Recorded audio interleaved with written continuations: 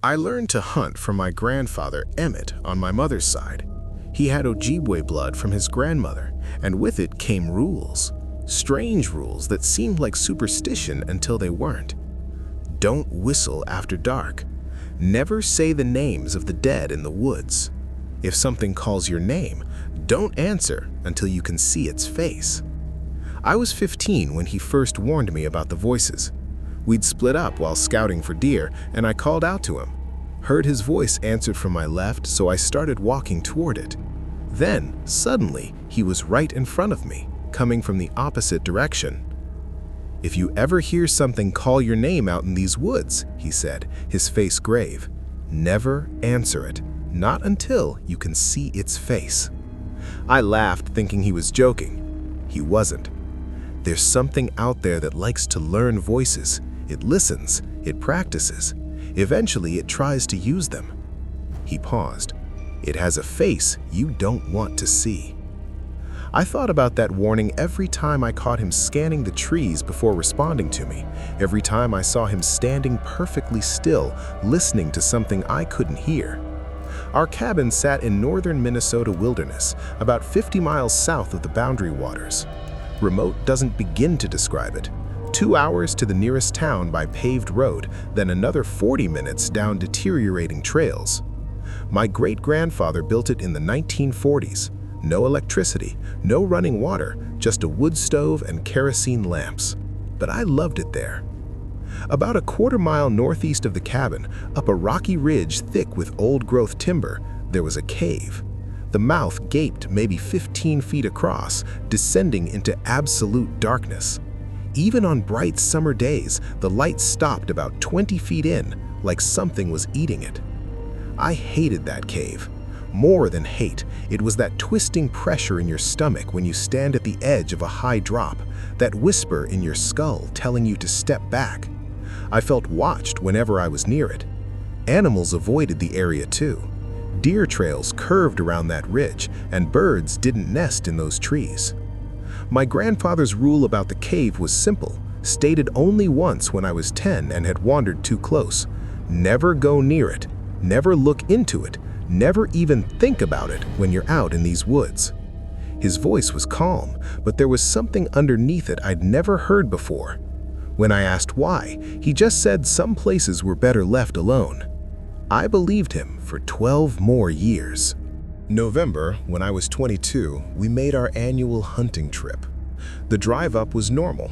Left before dawn, stopped for breakfast, loaded with supplies for a week.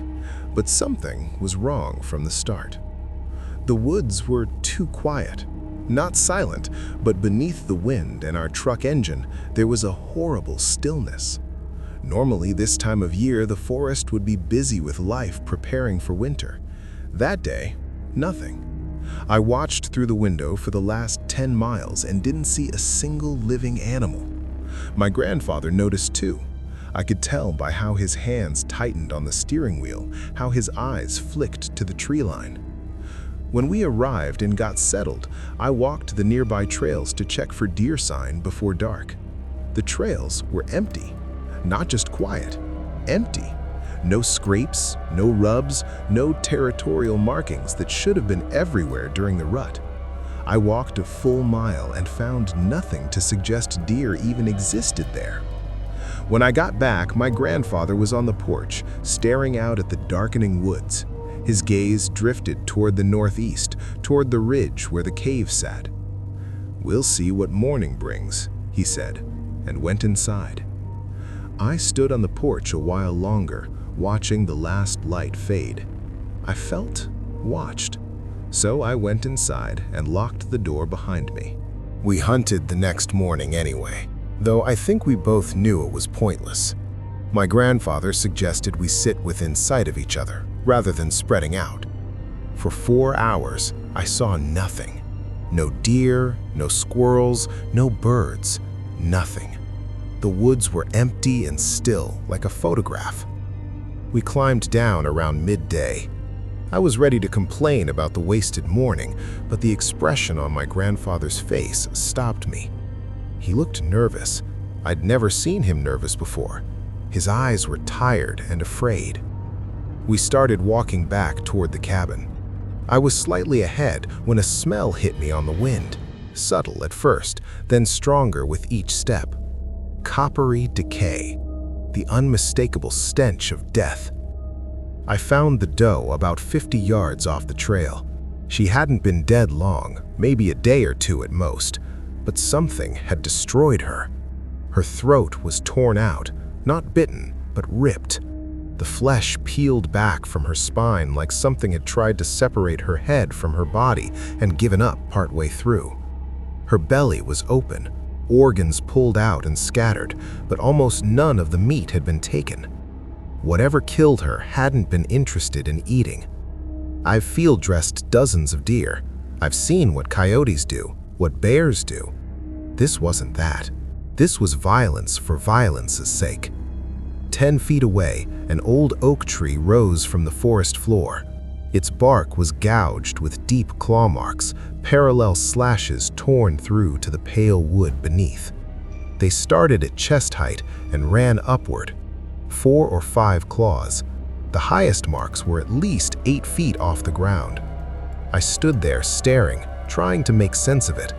A bear would be denning by now, and bears don't kill deer and leave them uneaten.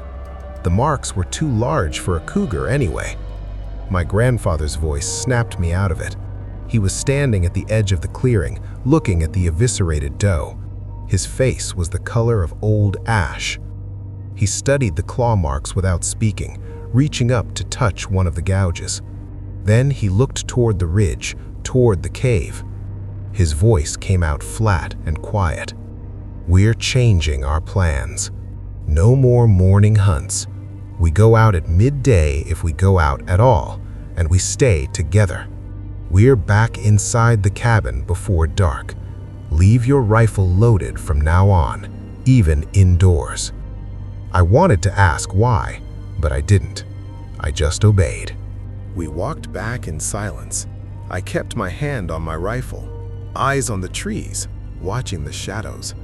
My grandfather looked over his shoulder every few steps, back toward where the cave would be. As we neared the cabin, something made me turn around, some instinct. It was standing between 2 tall pines about 200 yards away. At that distance, I could barely make out details, but I could see the shape of it. Unnervingly tall and so thin it looked wrong. It stood upright on 2 legs, but there was nothing human about the way it held itself, the angle of its limbs, the absolute stillness of its posture.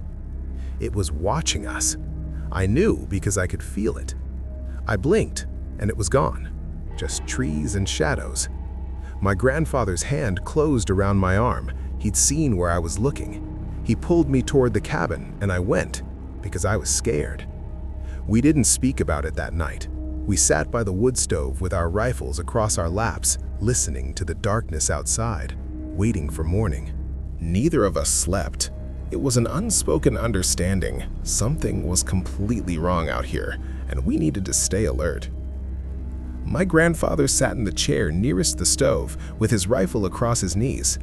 I took the cot by the window, my own rifle within arm's reach. We kept 1 kerosene lamp burning low, just enough light to see each other's faces. The cabin had always felt safe to me. That night, it felt like a shell. The walls felt thin. The sounds started around midnight, a twig snapping in the distance, then another, closer. The rustle of something moving through dead leaves, circling wide around the cabin. The rhythm was wrong, cautious, deliberate, like something that knew how to move through woods without being heard and was choosing not to. Then I heard something brush against the exterior wall. Subtle, almost gentle, but higher than a deer could reach. Higher than made sense for anything on 4 legs. I looked at my grandfather. He was gripping his rifle tight, 1 finger against his lips. We didn't speak, because if we did, it would know we were there. A sound from us would be confirmation, screaming at the thing outside that its prey was right here, behind thin wooden walls. Dawn came slowly. When the first real light broke through the trees, I felt something loosen in my chest. But my grandfather hadn't experienced that same relief. He looked sick, worried, but trying so hard to hide it that it backfired completely. He moved to the window, looking out at the clearing where we'd parked the truck. After a long silence, he said, "We're leaving today. Now. We pack only what we need and drive out. Not coming back until spring, if we come back at all." No arguments from me. The truck had been visited. The driver's side door was marked with scratches, 4 parallel gouges running from the handle to the wheel well. They weren't deep, barely breaking through the paint, but they were clear. Another message. The front left tire was flat. I crouched to examine it while my grandfather stood watch, rifle ready. The tire hadn't been slashed. Something had bitten it. I could see puncture marks where teeth had pierced and torn the rubber. The bite was too large for anything I could name. Around the truck, the ground was churned with tracks. They overlapped and contradicted each other. Some were bipedal, like human footprints if the stride hadn't been impossibly long. Others showed what looked like hands pressing into the mud, as if whatever made them had dropped to all fours. The gate shifted randomly between the two. My grandfather changed the spare tire without a word while I stood guard. It took nearly an hour. The whole time I felt that watching sensation pressing against my back, that awareness of being observed. When he finished, he looked up at the sky, gauging the sun's position. "The old roads are slow going. We won't make it to the main road before dark. We'll have to wait until morning. One more night." We should have stayed inside, but the thought of sitting in that cabin for several more hours waiting for darkness was unbearable. My grandfather suggested we scout toward the south, looking for a shorter route out that might cut our drive time. We found another carcass a quarter-mile from the cabin, a mature 8-point buck, dead for several days, bloated, rancid, destroyed in the same way as the doe. Then we found another, fresher, a doe, maybe 2 days dead. Then a third, still warm. I found it in a shallow ravine, steam still rising from the exposed viscera. The blood hadn't congealed yet. This animal had been killed within the last hour while we were changing the tire. My grandfather stood at the edge of the ravine. I watched his face as he worked through the same realization I'd just reached. These kills weren't random. They weren't about food. They were markers, boundary signs. The first to the northeast, the second to the east, the third to the south. They formed a perimeter around our cabin. Something was marking its territory, and we were inside of it. "What's going on?" I demanded. "What do you know? What does this mean?" My voice cracked. He didn't answer for a long time. "We have to go back inside," he finally said. He talked while the afternoon light faded. He didn't tell me a complete story, just fragments, half-finished thoughts, like someone describing something they'd spent a lifetime trying not to think about. He'd seen it before. He was 19 or 20, hunting with his grandmother in these same woods during a hard winter. Something had come to their camp one night.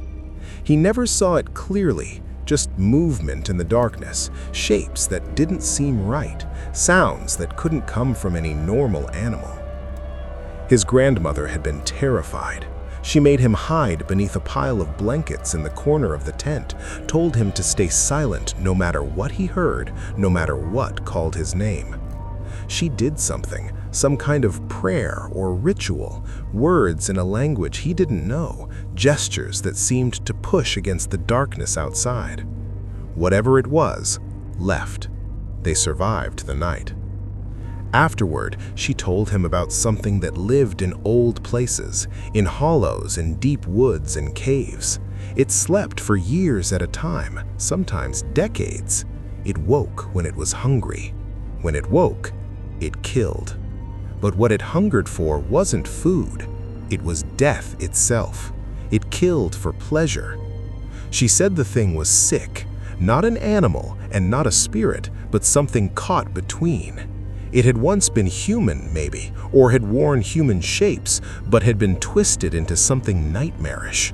It could learn, it could mimic, it could think, and it hated everything that wasn't itself. She told him to never acknowledge it, never answer if it called, never let it know he'd seen it. She called it a name he would not repeat to me. My grandfather's voice broke as he told me this.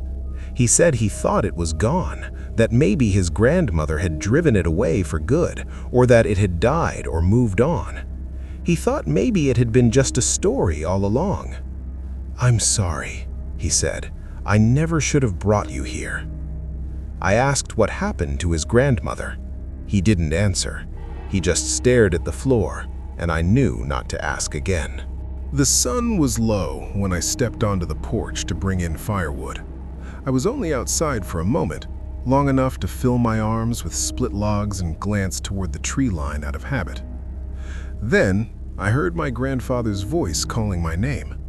It came from the trees, not from inside where it left him, but from out there, maybe 50 yards into the forest. It sounded exactly like him, that gravel in his tone, the way he pronounced my name with the emphasis on the wrong syllable, a quirk of his accent I'd heard my whole life. "Come on," it said. "Hurry up." I froze. I could hear my grandfather behind me inside the cabin, the creak of floorboards under his boots as he walked. He was inside. He was right there. So what was out here? The voice called again. Same tone and cadence, every detail perfect. I remembered his warning from years ago. Never answer until you can see a face. I didn't move, didn't respond, didn't acknowledge it. I stood there with my arms full of wood, staring at the dark line of trees. The third time it called, something was wrong. The voice was still my grandfather's, still accurate, but there was a wetness underneath it now, a thickness like someone speaking through a mouthful of blood. The words came slower. Whatever was doing this was straining to mimic my grandfather, something that didn't have a human-shaped mouth struggling to keep up the act. I backed toward the cabin door, didn't turn around, couldn't make myself look away from those shadows between the trunks. I got inside and locked the door. My grandfather was at the window with his rifle raised. He'd heard it too. Night came quickly. We kept the lanterns low, sitting in near darkness with our rifles, watching the windows. The sounds started soon after full dark. Footsteps circling the cabin. They came in bursts, a dozen steps, then silence, then another burst from a different direction. Sometimes they sounded like a man walking, sometimes like something else, a shambling rhythm, an irregular drag and thump that didn't match any gait I could imagine. I tried to track the movement, to predict where the next sound would come from, but the pattern kept changing. Once, something pressed against the wall hard enough to make the timber groan. I heard breathing on the other side, raspy, wet, like lungs full of fluid. The thing sounded sick and diseased and hungry. I looked at the window and saw a shape blocking out the stars.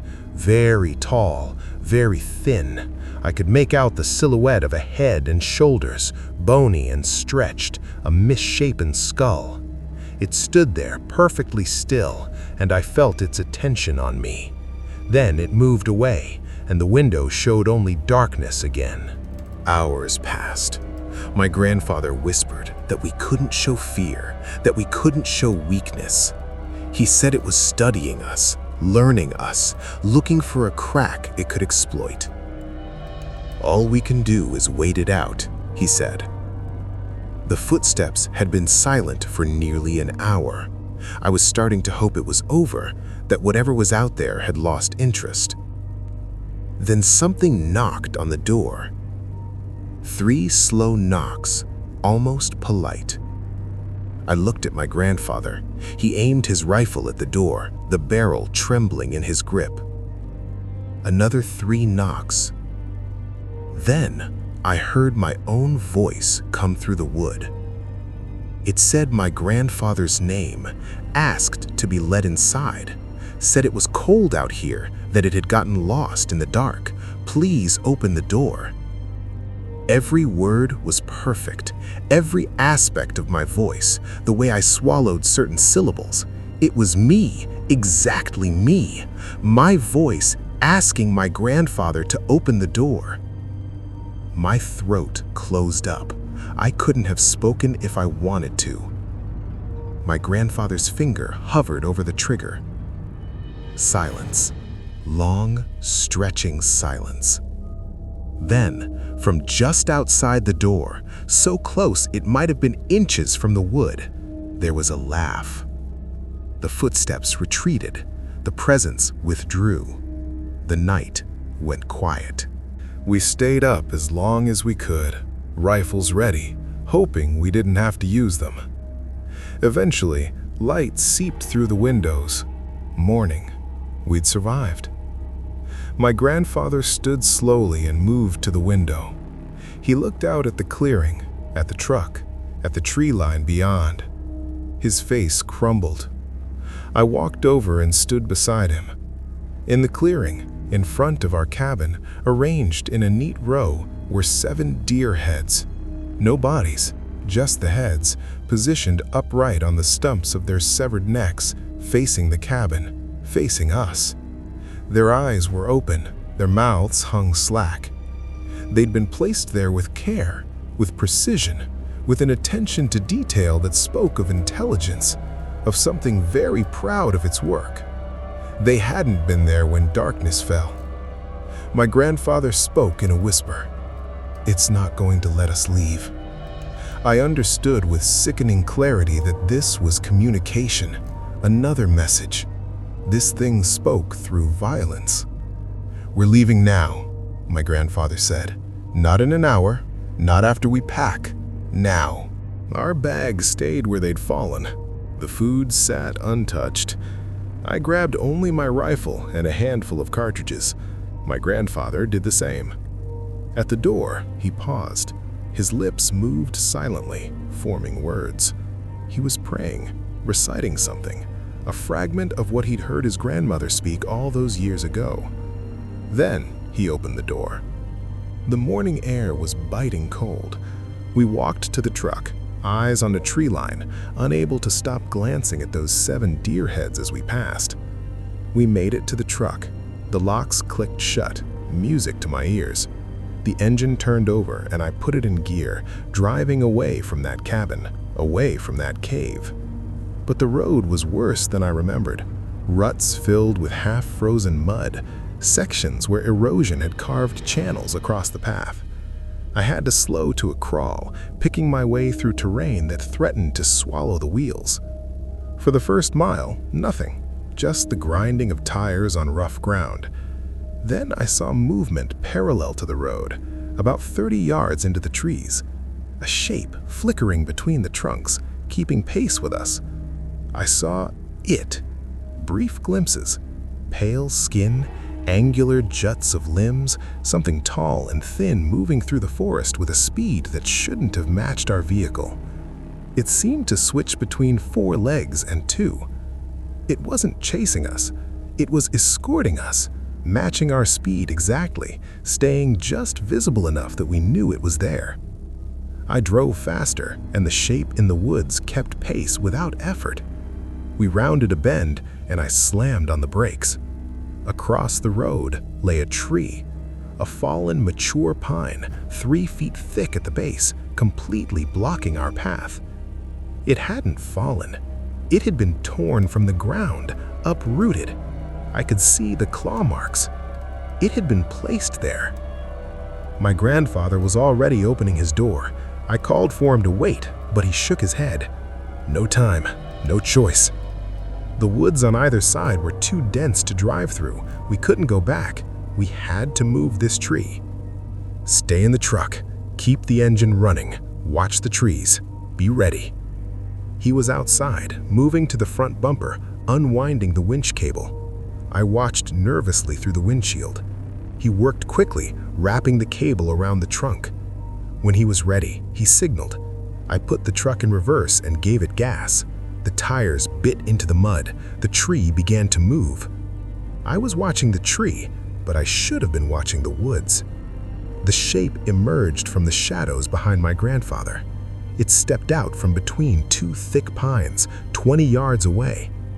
For the first time, I saw it clearly. Not a glimpse, not a silhouette.